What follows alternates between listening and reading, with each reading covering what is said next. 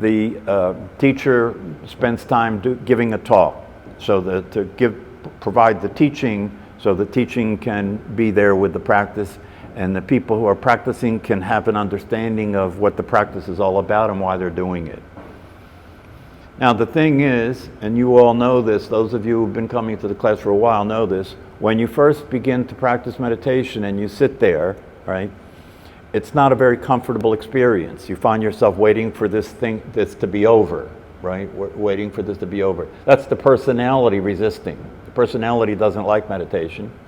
Personality doesn't like meditation because if the attention is moved away from the thought activity and that keeps happening, the personality, the system that it is, starts to feel threatened, because if you stop thinking, according to the system, you've died. Okay? So the personality will produce restlessness in the body, right? If you try and practice meditation on a consistent basis, it'll produce thoughts like, I don't have the time, this is too hard, I'm too busy, I'm too upset to do this, I don't understand how this works, maybe it's a mistake to try and do it at all, so forth and so on. Sam Harris said that people who are beginning practitioners of meditation, generally speaking, are just sitting there with their eyes closed thinking, right? Which is obviously not meditation, right? But in the beginning, that's about the way it goes, because thinking is what you attend to all the time, right? And so to stop thinking, for a lot of people, not to be thinking doesn't even make any sense. What do you mean not thinking? How will I know I'm not thinking? What will be there when I'm not thinking? It's like that, right? And that just is evidence for how obsessed we are in terms of our relationship to the thought activity. But nonetheless, the reality is still the reality. The thought activity is a voice in our head that's describing things all the time, right? It's judging and evaluating things all the time, right? And its primary purpose is to be able to be on the lookout for threat. That voice in your head will tell you that somebody who's driving a car in front of you on the highway, right, is a threat. Why? Because they're in your way. All right, that's a threat. And then it'll produce emotions that are consistent with the thought activity. If the thought activity tells you, that's not right, what that person is saying to you is not right, right? It'll stimulate anger. So now you have anger, which is the energy that will be used for fight or flight, right? That comes up, and that gets put into the same process with the thoughts. Now I have anger and thinking. Angry thoughts, more angry emotions. Angry emotions, more angry thoughts. Back and forth, it keeps building and building and building, and then it uses your mouth, right, and uses your body to behave, right? This is not only is that neurotic, right, but it's also very frustrating to live that kind of life, right? Because after you act out, after you do that stupid thing, after you say that thing that causes the trouble, right, and the emotions calm down, you realize what you did, but it's too late, right? And most people, after they realize what they did and it's too late, they're not going to go back and say, oh, I'm sorry, I was temporarily crazy there. People don't do that. They justify and explain. The personality justifies and explains itself, right? So it can protect itself from not looking bad, right? Personality is an operation in which it wants to look good all the time and avoid looking bad. It wants to dominate and avoid being dominated, right? It wants to not be caught, with its pants down, right? And so it's always trying to cover its ass when it does things. And this is what we have identified ourselves with, right? And we get to suffer its behavior, because its behavior is unstable. Its behavior is irrational. Its behavior is based on the idea that the world should be the way I think it should be. People should behave the way I think they should. And when they're not, something's wrong and I don't like it, and I'm going to say something about that. And I'm going to do everything I can to stop it from being that way and make it be the way I want it to be. That's what everybody's doing on the planet. Look at how it's going. Look at how it's going. The perfect example of it tonight. We have leaders that act like adolescents. And they're going to have an adolescent fight tonight for us all to watch. So we can decide who to follow. We're going to follow adolescents. So this is the condition the world is in.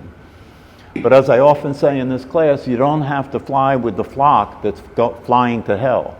You don't have to run with the herd that's running off a cliff.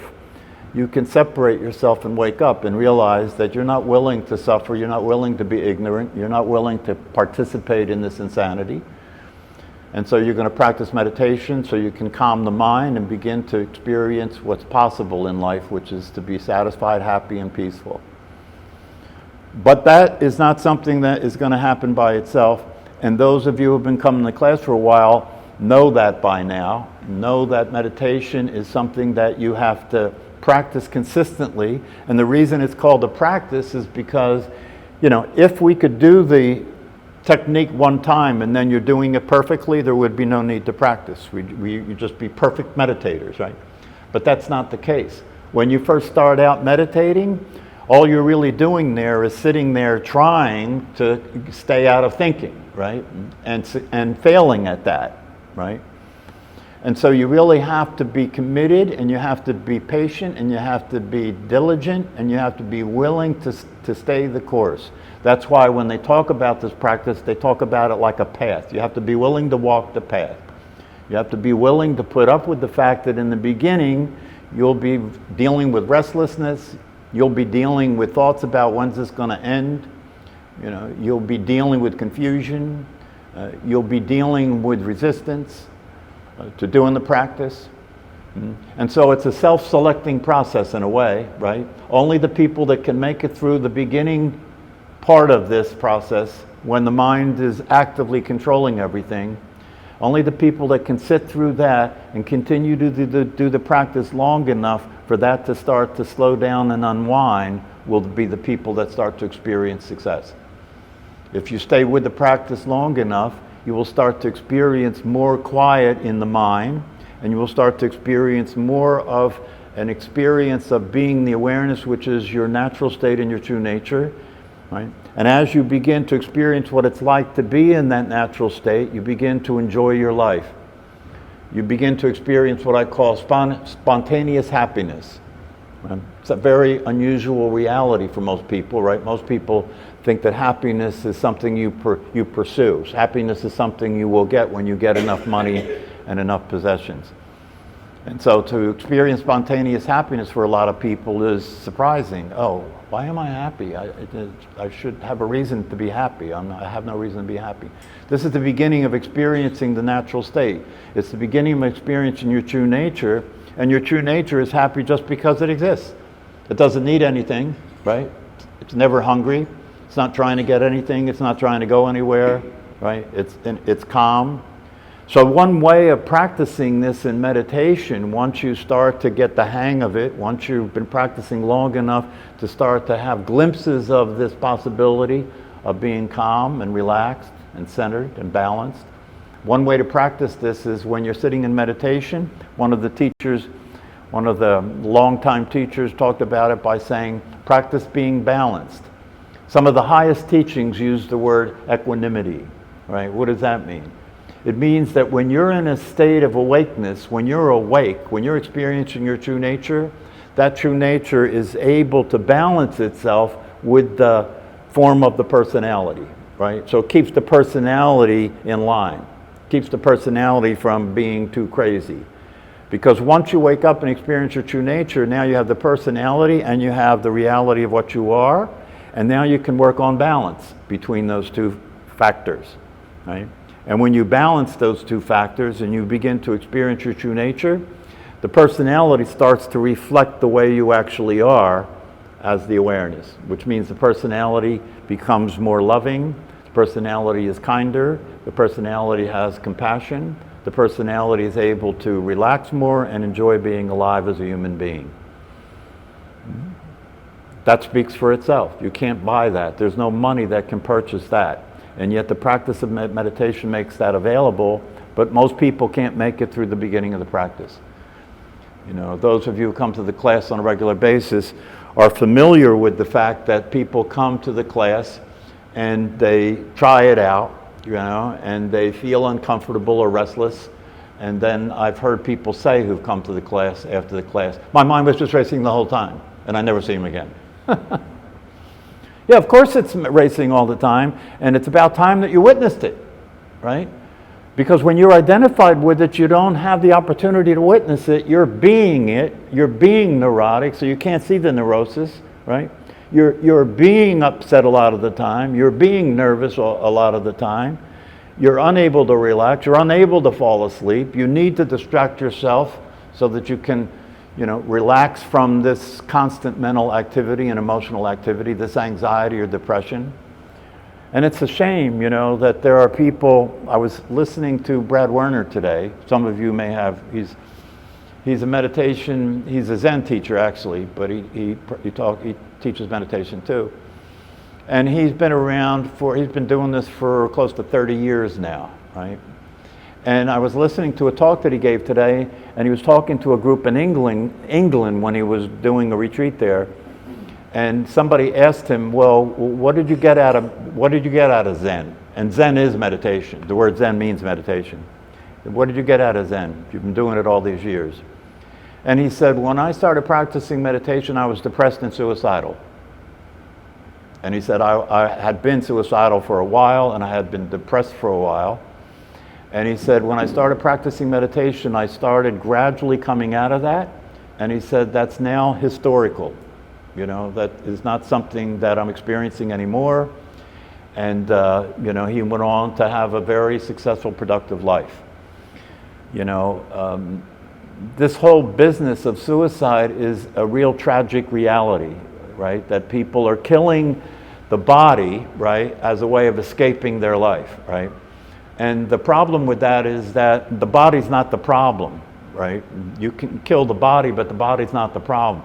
The problem is the relationship with the mental state, right, where the suffering is coming from. And the way to escape that is to stop identifying with it, right, and start identifying with the natural state. And over time, that will correct the problem. It's psychodynamic. It's a psychodynamic process, right? And so this business of suicide is a real tragic. Just the other day, I got a call from my first wife, and she was telling me that my granddaughter's boyfriend killed himself, right? 21 years old, right? Very unstable kid, I only met him one time. I didn't really know him, right? But he was suffering so much, he got up in the middle of the night and went out to the car and shot himself in the head with a shotgun, right? That's how desperate people can be to escape the suffering, right? And the tragedy of that is that it's not necessary. It's possible to do something, to practice something that will bring you out of that condition and allow you to experience your true nature and allow you to experience the possibility of enjoying your life. But if somebody doesn't have the opportunity to practice that, if somebody doesn't hear about these teachings, right, then they're left to their fate. They're just left to their fate. Right? So, one of the things that is said often by the teachers is that if you hear these teachings, right, that's not an accident. If you're in this meditation class right now, that's not an accident. For whatever the reason is, you have been exposed to the truth. You have had the opportunity to hear the way things actually are, right? That's not something that a lot of human beings get to hear in their life. Most of humanity will never hear what I've said here tonight. Most of humanity will never hear that. They'll live and die a life of being a personality and believing that they're a physical body, and there'll be a lot of suffering in that life, right?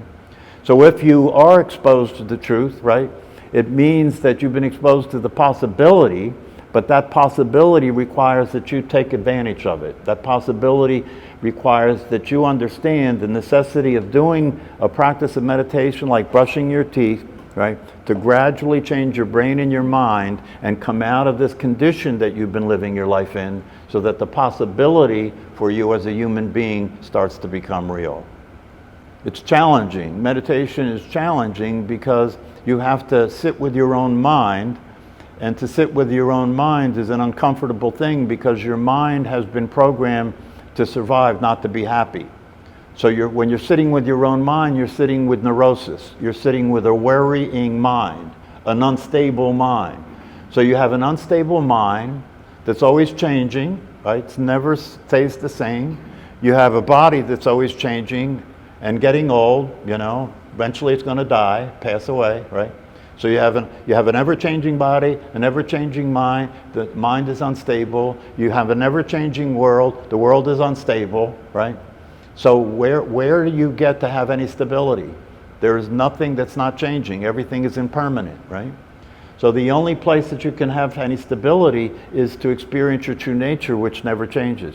The awareness that you are is literally the same now as it was when you were 5 years old, and it'll remain the same until the body passes. So this is one place in your life where you can find stability, something that never changes. Every time you sit and pay attention to it, it's exactly the same as it was the last time. And if you start to experience yourself as that awareness, you start to experience yourself as being stable.